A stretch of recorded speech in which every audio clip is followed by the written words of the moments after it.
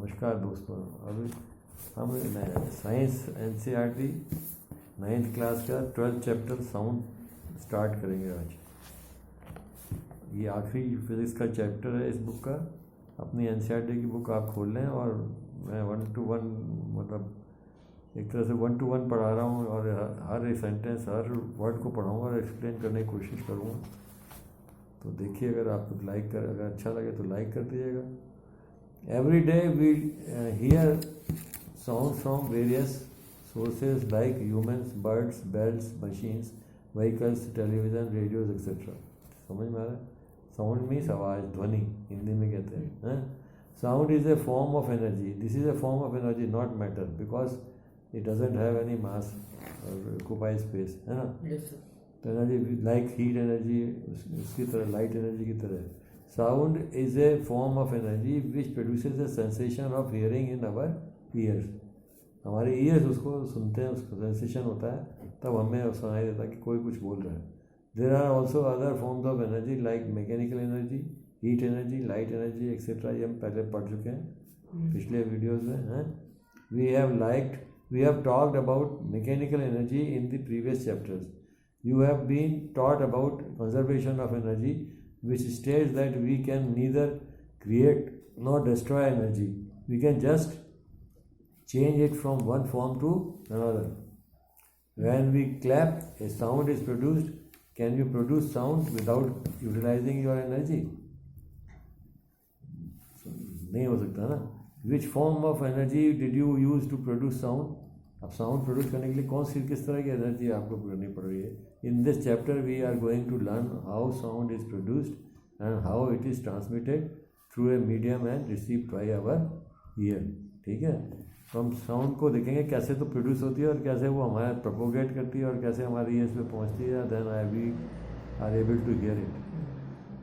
तो 12.1 है production of sound. Activity दी है 12.1 कि कैसे प्रोड्यूस हो रही है sound. Take a tuning fork. Tuning fork lab में होती है, ये इस तरह का होता है, वाई शेप का फॉग होता है और उसके दोनों जो फॉग्स के ऊपर वो प्रॉन्ग्स होते हैं, उनको प्रॉन्ग्स बोलते हैं।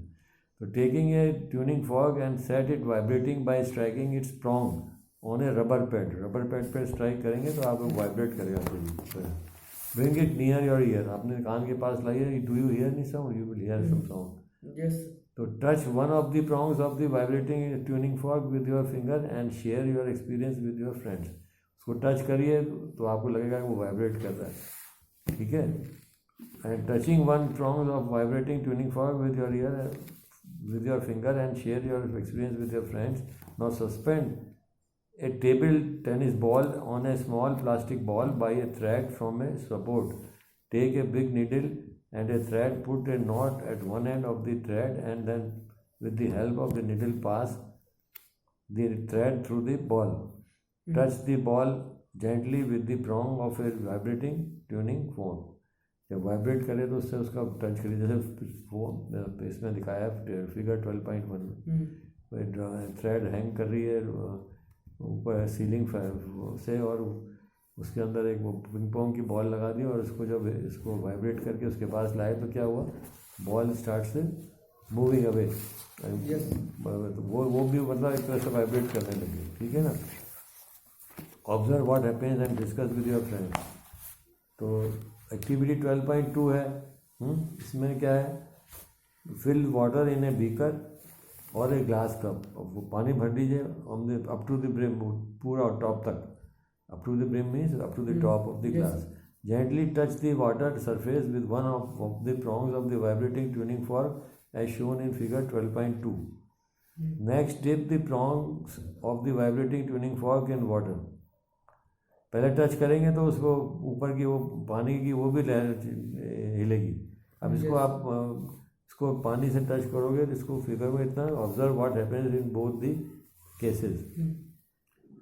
Discuss with your friends why this happens. Vibrating tuning fork, glass and water. One of the prongs of the vibrating tuning fork touching the water surface.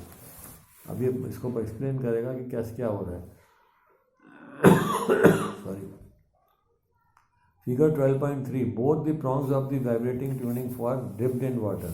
अब एक बार इसने क्या किया, वैसे खड़ा रखा है, एक बार लिटा के रखा है ना। In the above, from the above activities, what do you conclude? Can you produce sounds without a vibrating object? In the above activities, we have produced sound by striking the tuning fork. We can also produce sound by plucking, scratching, rubbing, blowing or shaking different objects. है ना? Yes.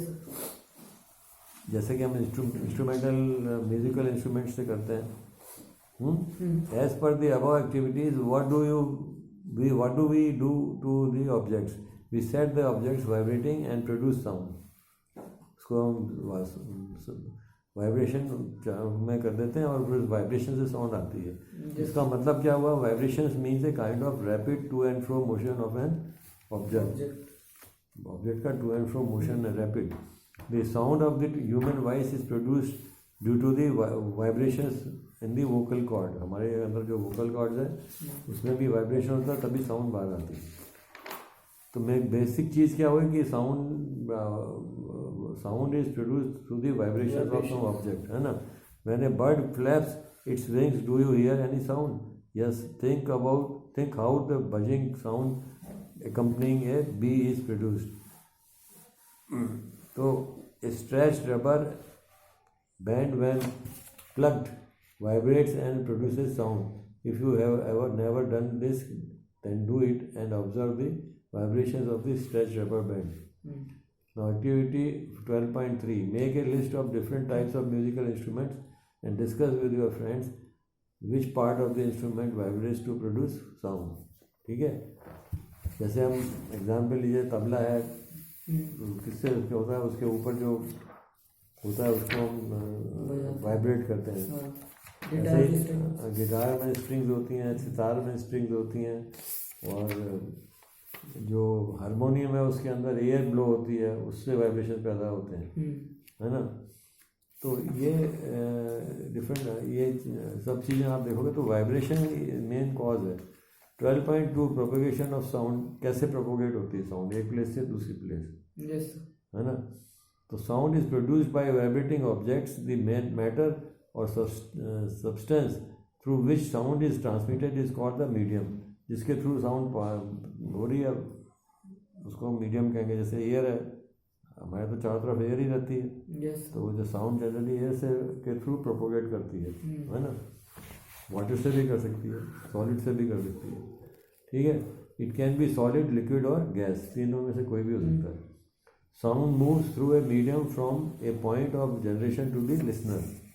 यहाँ से generate कर रहे हैं, जैसे कोई तबला बजा रहा है तो वहाँ से सुन के साउंड प्रोपोगेट करके हमारे कान तक आ रही है, हम लिसनर हो गए, वो उसको जनरेट करने वाला हो गया.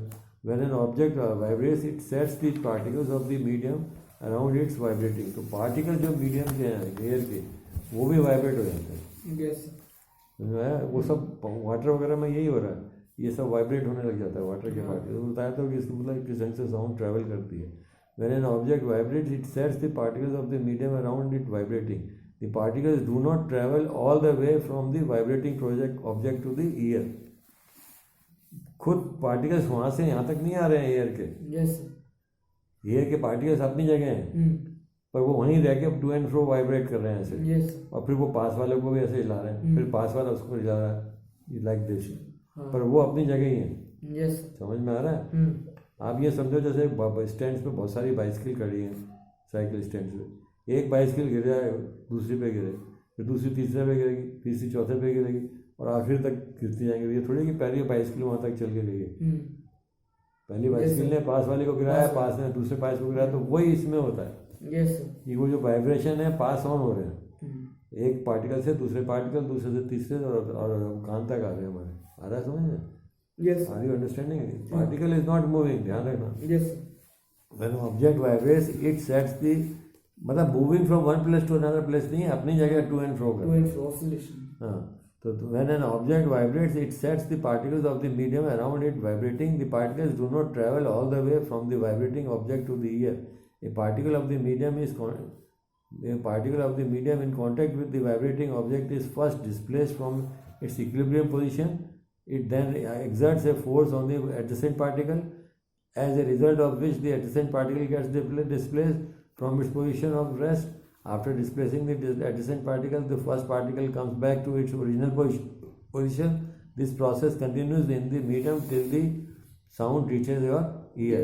The disturbance created by a source of sound in the medium travels through the medium and not the particles of the medium. Medium के पार्टिकल्स नहीं चलते, उनके थ्रू होता है, आपस में वो शेयर हो रहा है एक से दूसरे में, दूसरे से तीसरे। ना ये वे हाँ सर इक्विलिब्रियम क्या होता है? इक्विलिब्रियम पोजीशन बीच में जो शुरू की पोजीशन है, शुरू में तो पार्टिकल ऐसे है ना, यस ये इक्विलिब्रियम हो गया, हाँ जहाँ वो रेस्ट कर रहा है, ओरिजिनल उसकी जो रेस्ट की पोजीशन है। जब आपने उसको वाइब्रेट किया तो पहले इधर गया, फिर वापस इक्विलिब्रियम पोजीशन में आया, फिर राइट में गया, फिर वापस इक्विलिब्रियम पोजीशन आया। तो इसी को टू एंड फ्रो मोशन कहते हैं। ऑसिलेशन, समझ में आया? लेफ्ट और राइट पोजीशन तो वो बिकॉज ऑफ वाइब्रेशन हो रही है उसकी, और वो एक्चुअली उसकी पोजीशन तो मीडियम है, मिडिल पोजीशन है, जहाँ पर वो रेस्ट खड़ा है, समझ में आ रहा है?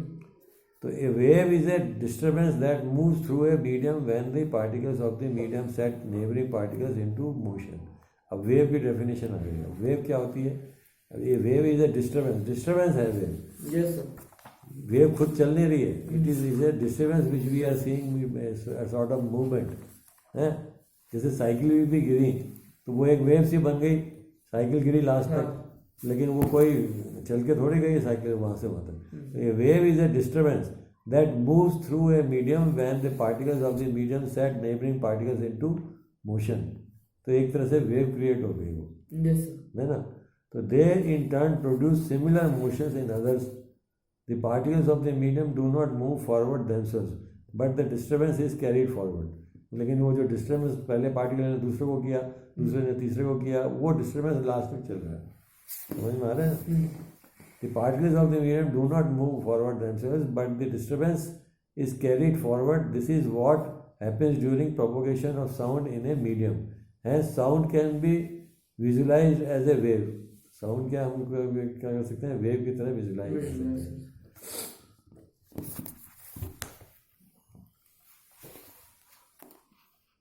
Sound waves are characterized by the motion of particles in the medium and are called mechanical waves। और ये क्योंकि पार्टिकल्स के थ्रू होती हैं तो ये मैकेनिकल वेव्स कहलाती हैं। समझ में आ रहा? Now air is the most common medium through which the sound travels. हमारे क्योंकि हम एयर के अंदर हैं, वहीं सांस लेते हैं, चारों तरफ एयर है, तो साउंड जो है ट्रेवल किस में कर रही है? एयर में, विच इज वो मोस्ट कॉमन मीडियम, है ना। When a vibrating object moves forward, it pushes and compresses the air in front of it, creating a region of high pressure। तो जब पास वाले को करेगा तो ये हाई प्रेशर हो गया, मतलब पास हो गई, टेंस हो गई, मतलब आप समझ रहे हो? प्रेशर ज़्यादा कब होगा? जब ज़्यादा पार्टिकल्स कम जगह में होंगे, है ना, एयर के। तो जब पास आया दूसरे के, तो ज़्यादा पार्टिकल्स हो गए एयर के, है ना।